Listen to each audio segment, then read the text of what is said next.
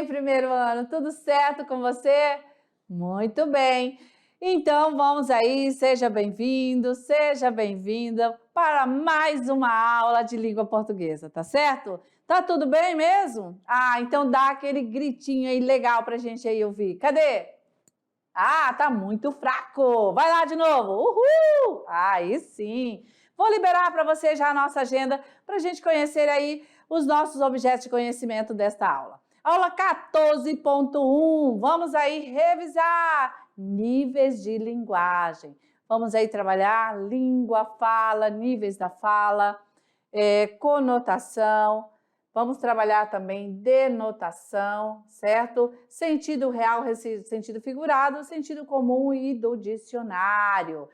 Esta aula está sobre esta habilidade, relacionar o texto tanto na produção como na leitura-escuta, com suas condições de produção e seu contexto sócio-histórico de circulação, leitura, audiência, previsto, objetivos, pontos de vista, perspectiva, papel social do autor, época, gênero do discurso, certo? De forma a ampliar, né, aí as possibilidades de construção de sentido e de análise crítica e produzir textos adequados a diferentes situações, tá? E aqui nós vamos focar essa questão de ampliar as possibilidades de construção de sentido. Chamando a árvore do conhecimento para você com a temática aí da aula de nivelamento, níveis de linguagem. Bom, o nosso texto imagético para contextualizar os níveis de linguagem, exatamente, está para o processo de comunicação, ok? E aí eu já trago aqui para você essa indagação. Você já usou a construção assim, desse tipo? Vamos lá. Eu não vi ela hoje. Ninguém deixou ele falar. Deixe eu ver isso? Eu te amo, sim, mas não abuse. Não assisti o filme, nem vou assisti-lo. Sou teu pai, por isso vou perdoá-lo. Já usou esse tipo de construção dessa maneira? Beleza. Olha só. Na norma culta, né, vou até destacar aqui para você, como ficaria, né, como deve ficar, né, essas orações, essas frases, certo? Primeiro, eu não a vi. Olha o pronome onde fica. Eu a vi. 2, ninguém deixou ele falar. Na norma culta, ninguém o deixou falar, né? 3, deixou eu ver isso. Deixe-me ver isso. 4, eu te amo sim, mas não abuse. Olha aí, na norma culta, eu te amo sim, mas não abuses, olha só, certo? Deixa eu apagar aqui para você ver onde é que foi alterado na norma culta. Vamos colocar aqui, né? Tá no singular, na norma culta, vai aí para a segunda pessoa, certo? 5, não assisti o filme, nem vou assisti-lo. Não assisti ao filme, nem vou assistir a ele. E a última oração, sou teu pai, por isso vou perdoar-lhe, né? Aqui, ó, perdoá-lo. Aqui é perdoar-lhe na norma culta. Tá certo? Você já achou que tá difícil? Não, aqui é uma pequena análise, né? Da nossa fala aí do dia a dia e como ficaria na norma culta, né? Certo? Mas vamos avançando. Bom, vamos partir da comunicação. Para que haja comunicação, você viu na aula anterior, nós vamos precisar, né? Claro aí, da língua e da fala, correto? Beleza. Essa tríade, né? Comunicação, língua e fala, esses 3 elementos aí materializam vinculam-se a todo e a qualquer processo de comunicação, tá? Falou em processo de comunicação, você vai ver que vamos ter aí esse encadeamento de comunicação, língua e fala. Bom, vamos ao conceito. Língua, né? De acordo aí com o nosso teórico, o nosso estudioso, Saussure, o objeto da linguística seria a língua, em oposição à fala. Essa visão de língua excluía tanto a sua realização concreta pelos falantes, quanto a sua evolução ao longo do tempo. Certo? Ok. Então, assim, língua, quando nos referimos a esse termo, né, a essa palavra, a língua, nos restringimos a uma atividade coletiva. Língua, uma atividade coletiva, realizado por um código, formado por palavras, regida por leis combinatórias, as quais pertencem a um grupo específico, certo? Estamos aqui como exemplo da língua portuguesa, assim como a língua espanhola, a língua inglesa. Língua, aí nesse caso, é uma atividade coletiva, sim ou não? Porque quem fala a língua portuguesa, quem usa a língua portuguesa? A coletividade. Para aqueles países, né, que aí entram no ciclo de países lusófonos, países que falam a língua portuguesa. E a língua é um código, né, que é formado por palavra, que é regida por leis combinatórias. Perceba que ultimamente nós tivemos dentro da língua portuguesa um novo acordo ortográfico. Então, a língua portuguesa é sim, né, uma lei, é um documento, é um acordo, né, institucionalizado entre países que falam aí e são usuários da língua portuguesa, tá certo? Então, língua é uma atividade coletiva que usa código de palavras regidas por lei combinatória. Bom, como é o caso da língua inglesa, como eu disse, né, a italiana, a francesa, ou seja, as línguas, elas são aí acordadas para esse objetivo entre os grupos aí falantes dessa língua. Sendo aí língua um código linguístico, né, esse código é usado por uma sociedade. Então, esse código nada mais é, né, uma convenção entre esses grupos, ou entre um grupo. No nosso caso, da língua portuguesa, é uma convenção entre o nosso grupo, ou seja, os grupos aí de países que falam a língua portuguesa, certo? Então, nós vamos dizer que a língua, ela é social, tá certo? Essa é a primeira informação. Então, de maneira particular, né, como aí a linguagem verbal, ela se realiza nas interações de um grupo social específico, tá certo? Muito bem, vamos lá. E a fala? Como é que é a fala? Né? Como é que é essa fala? A fala é algo estritamente individual. Pronto, essa é a informação master dessa cartela. A fala é algo que é estritamente individual. Como assim? Cada pessoa tem seu próprio jeito aí de manifestar, né, a fala numa sociedade, não é verdade? Eu tenho o meu jeito, você tem o seu, certo? Por isso que ela é individual. Beleza. A fala, ela é individual, sendo a forma como um indivíduo se comunica de maneira oral, fazendo uso da linguagem verbal. Né? Como é que nós nos comunicamos? Aí como é que a gente usa a fala? Através da oralidade. E se estamos usando a oralidade, eu neste exato momento estou falando, estou aqui, né, passando para você esses conceitos de maneira usando a oralidade, né, fazendo uso da linguagem verbal, não a escrita nesse momento. Eu estou aqui falando, então, a oralidade. E para isso nós também vamos ter níveis de linguagem, certo? Esses níveis da linguagem, eles nos dão possibilidade de interagir e de nos comunicar com outras pessoas por meio, sabe do quê? Da linguagem padrão, da linguagem coloquial, das gírias, do regionalismo e da linguagem vulgar, tá? Então, estamos aí para esses níveis no momento aí da nossa interação.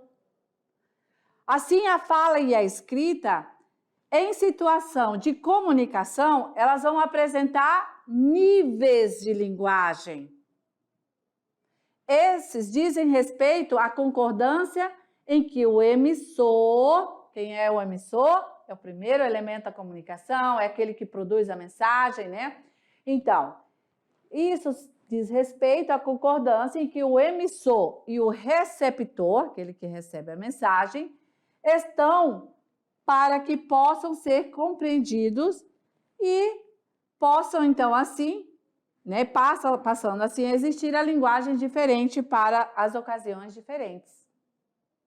É através dos níveis da linguagem que o emissor e o receptor vão estar aí fazendo uso desse tipo de linguagem, né, para ocasiões diferentes. Para cada situação, nós vamos ter um tipo de linguagem, porque a linguagem, ela vai aí se adequar, né, em situações sociais. E é claro que falando sobre os estudos da língua, e aqui da língua portuguesa, nós vamos trazer aqui uma informação sobre a gramática normativa, certo? A gramática normativa, ela traz ali as regras de coerência dessa língua portuguesa, certo? Ela traz essas regras para fazer uso de maneira coerente entre a fala e a escrita, principalmente, né, aí é informal, onde podemos usar elementos que não estão gramaticalmente corretos, né, mas que são de entendimento para o receptor, certo? Então, vamos conhecer os tipos de níveis de linguagem? Vamos lá! Vamos ter aqui, primeiro, uma linguagem regional. Essa linguagem regional, ela se refere aos falantes locais, de uma determinada região. E aí, então, vai ter variações na fala, que ocorre de acordo com o local geográfico onde os falantes estão, ou eles são naturais ali daquela localidade, daquela região. E assim, pessoal, olha lá, o Brasil é um país aí com uma extensa faixa territorial, e com muitos falares regionais distintos. Vamos ter aqui falas características mais conhecidas como a nordestina, a fluminense, a fala mineira, aquela fala sulista, a baiana, né? A gaúcha, aquela fala do sul, certo? Então, nós vamos ter esse nível de linguagem, a linguagem regional para isso. E vamos ver, então, com exemplos. A linguagem regional é aquela que usa elementos selecionados para determinada situação. Por exemplo, a fala caipira, né? Essa fala aí que tanto aí sofre, né?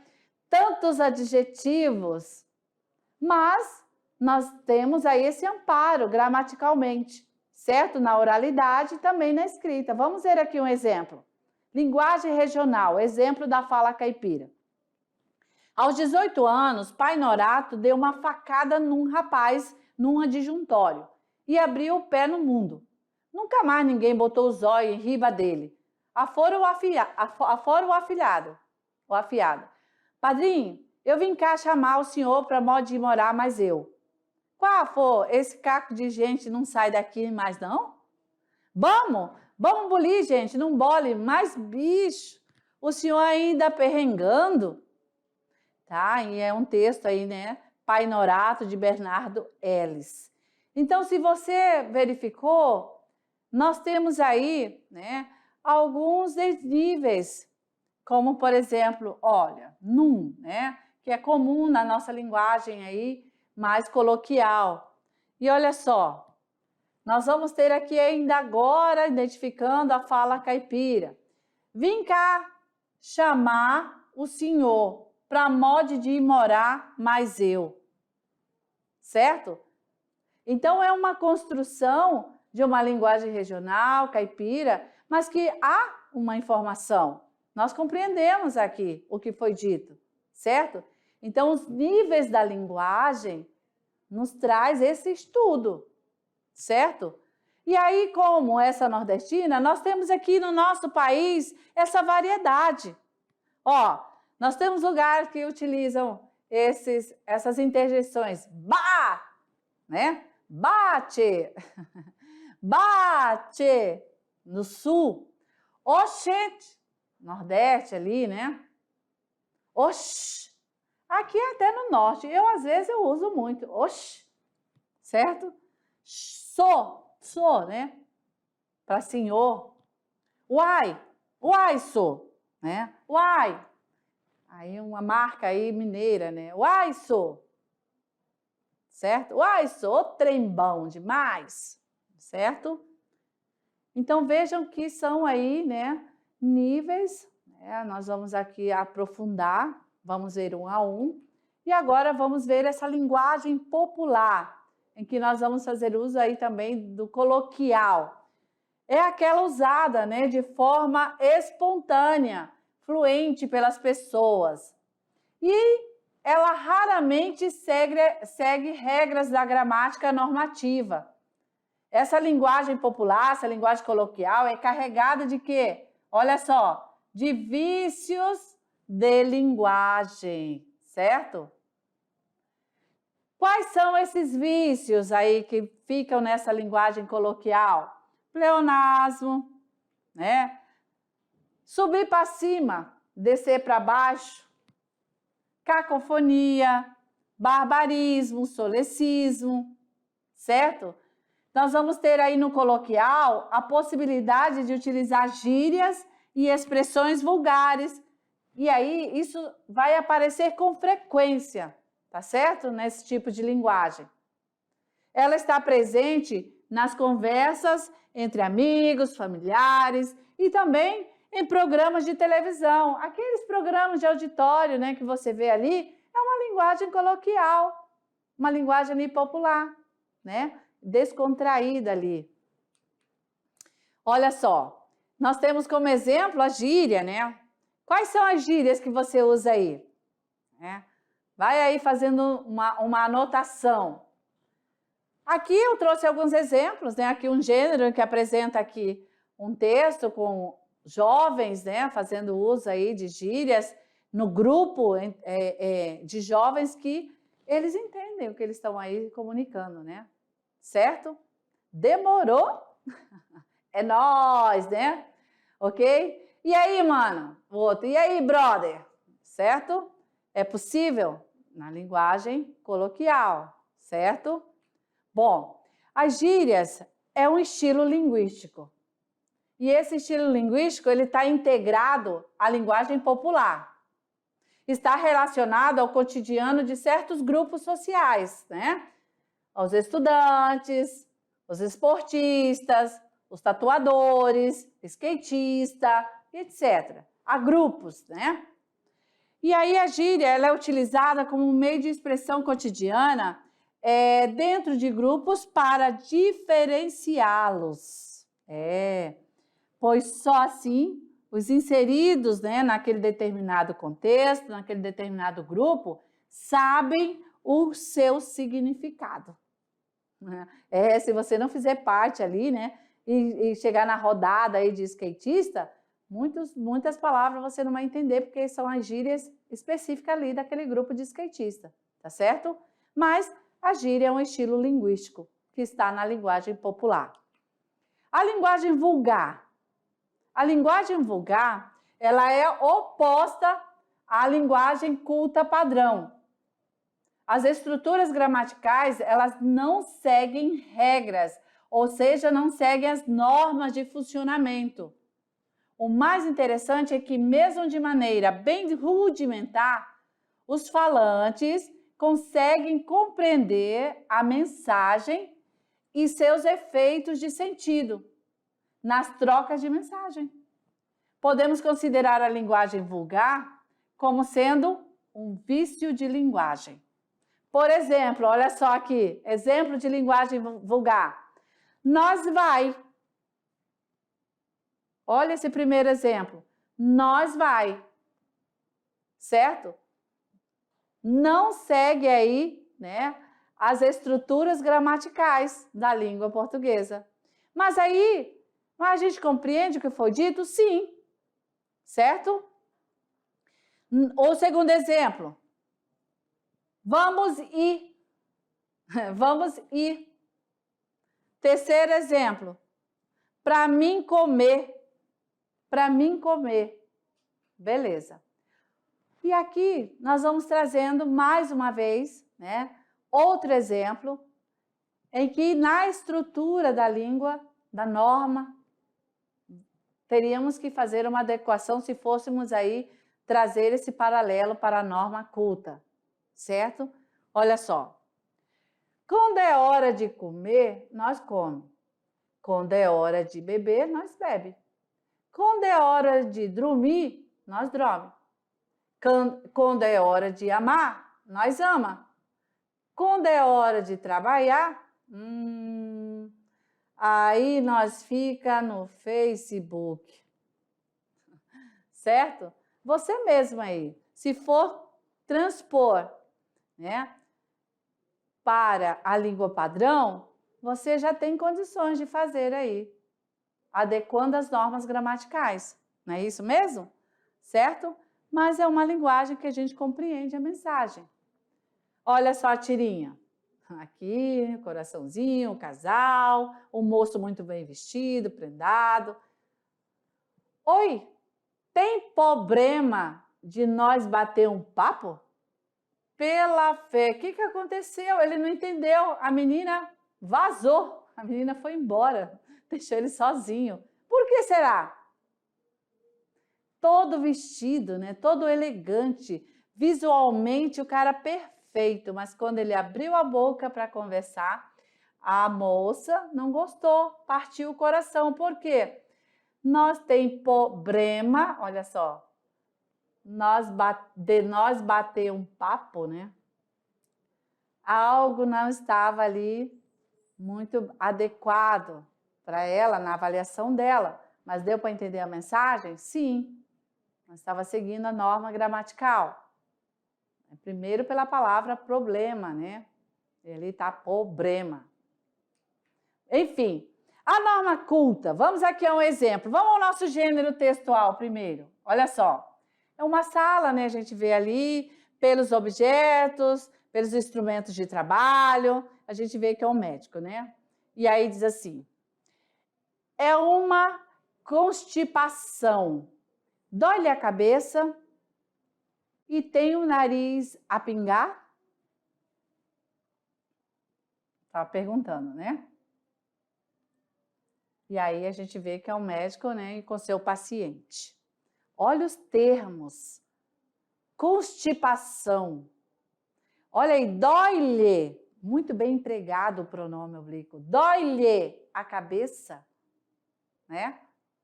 Tem o nariz a pingar? Então, a norma culta é o oposto da linguagem tratada anteriormente, né? Aquela coloquial. A língua padrão é aquela que é ensinada nas escolas, usada nos livros didáticos. Muitas vezes, ela é usada também nos telejornais, uma linguagem padrão. É a mais comum usada nesses tipos de linguagem na escrita.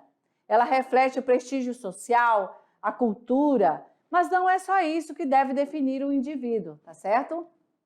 Então, a gente tem aqui dois sentidos para essa linguagem. Nós vamos ter a denotação e a conotação.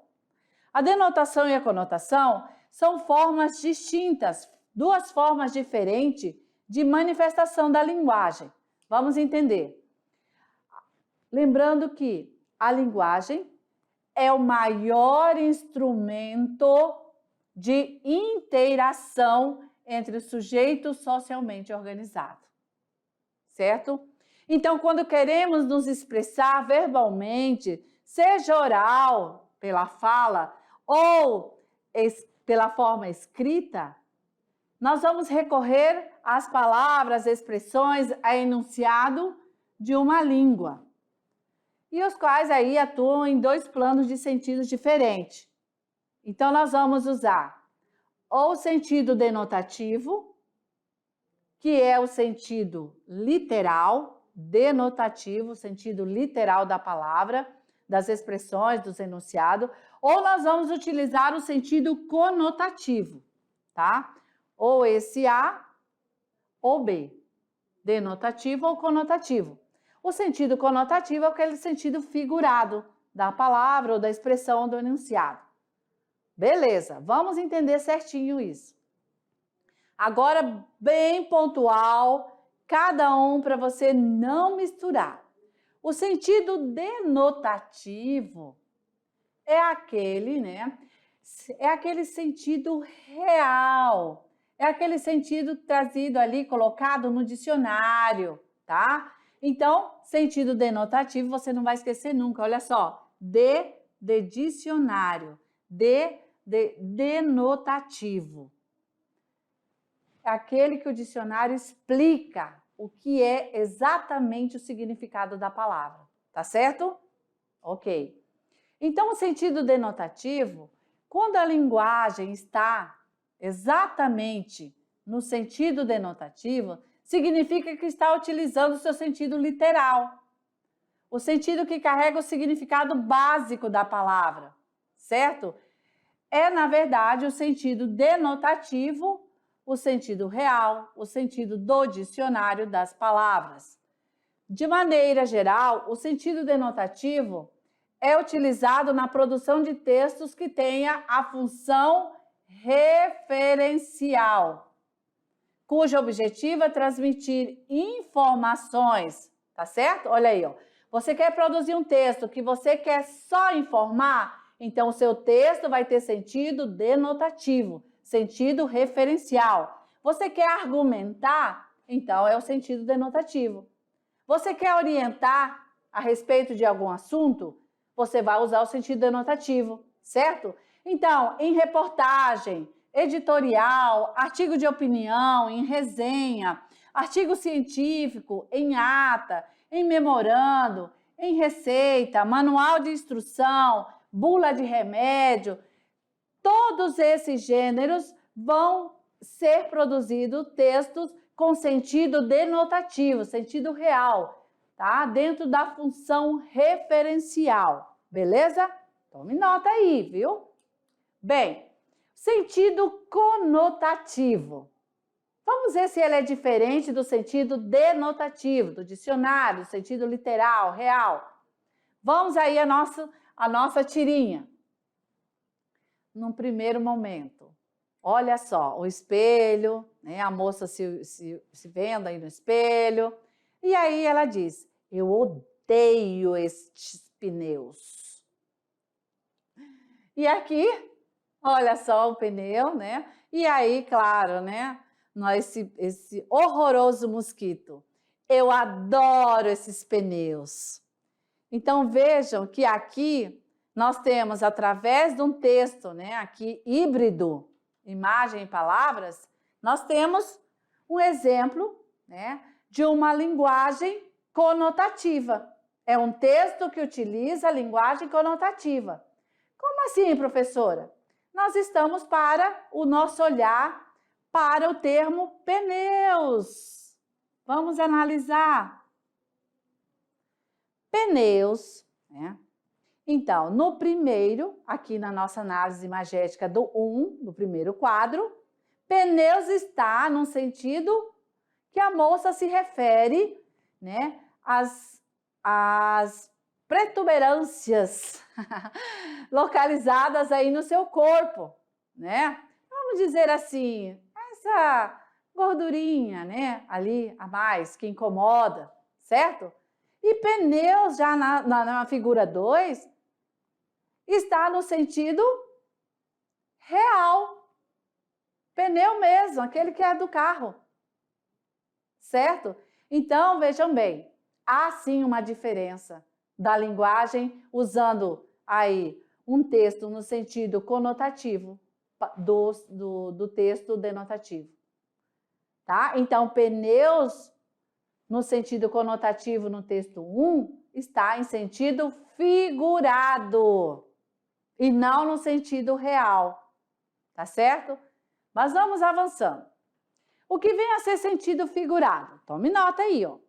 A palavra, ela tem aí valor conotativo, quando o seu significado é ampliado, alterado no contexto em que é empregado, em que e vem sugerindo ideias que vão além do seu sentido mais usual, né? No sentido figurado. Olha aqui outro exemplo.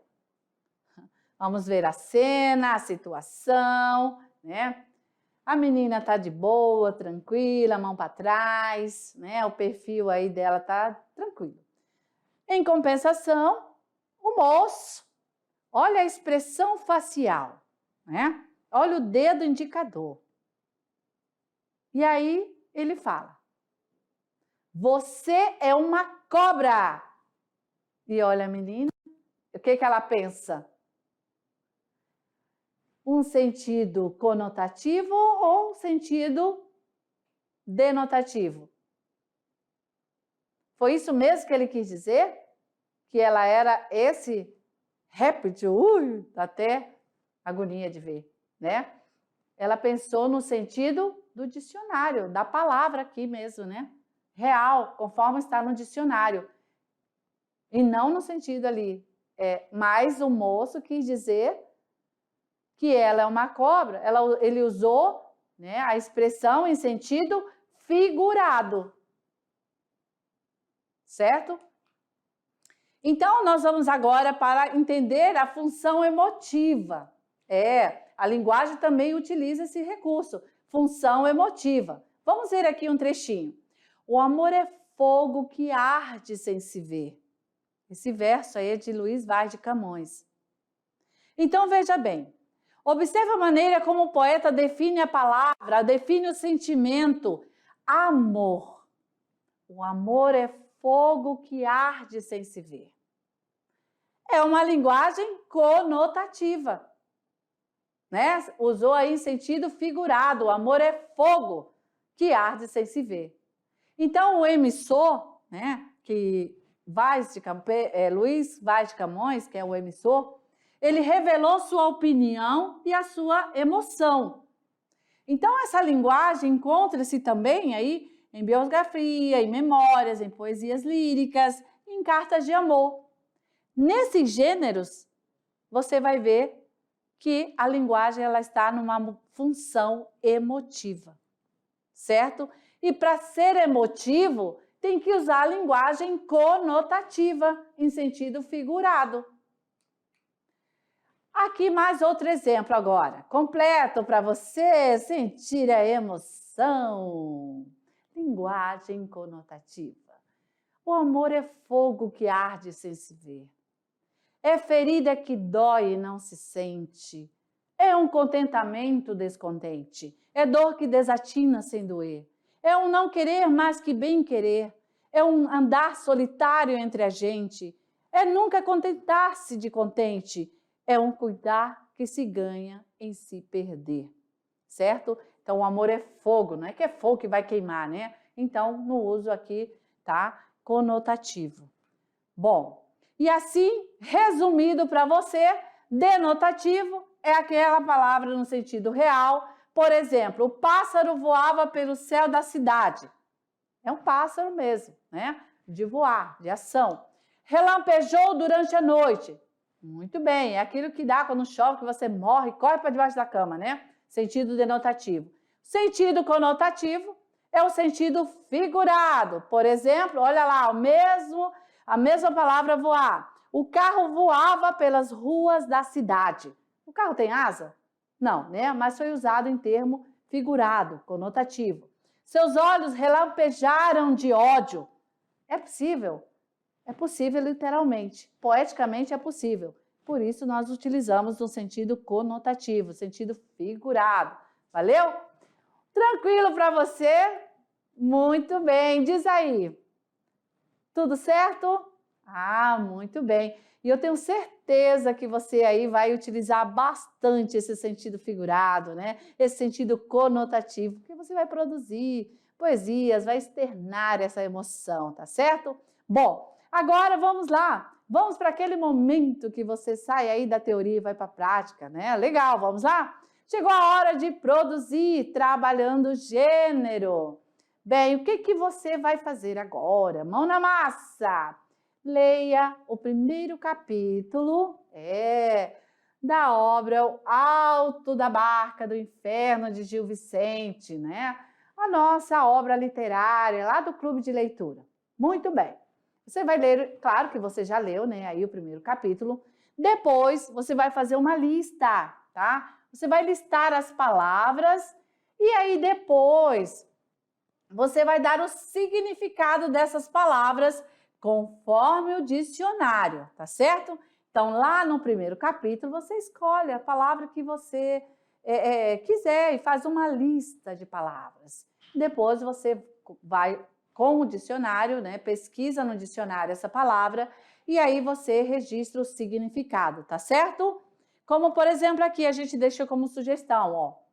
Lá do livro, lá do Alto da Barca do Inferno, olha só. Cuidando cá, quarecer.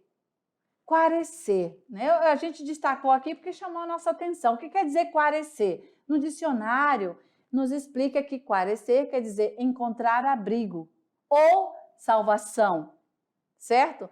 Outra palavra também do trechinho lá do Alto da Barca do Inferno é esse, ó. Derradeira.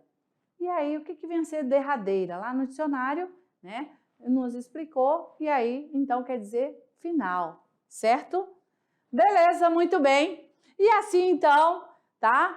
A gente vai aguardar o seu Trabalhando Gênero direitinho. Terminou de fazer a sua lista, com todos os significados de acordo com o dicionário, você vai colocar lá no seu portfólio, tá certo? Muito bem, então. E aí, a gente se aguarda, a gente se vê numa próxima aula. Até lá!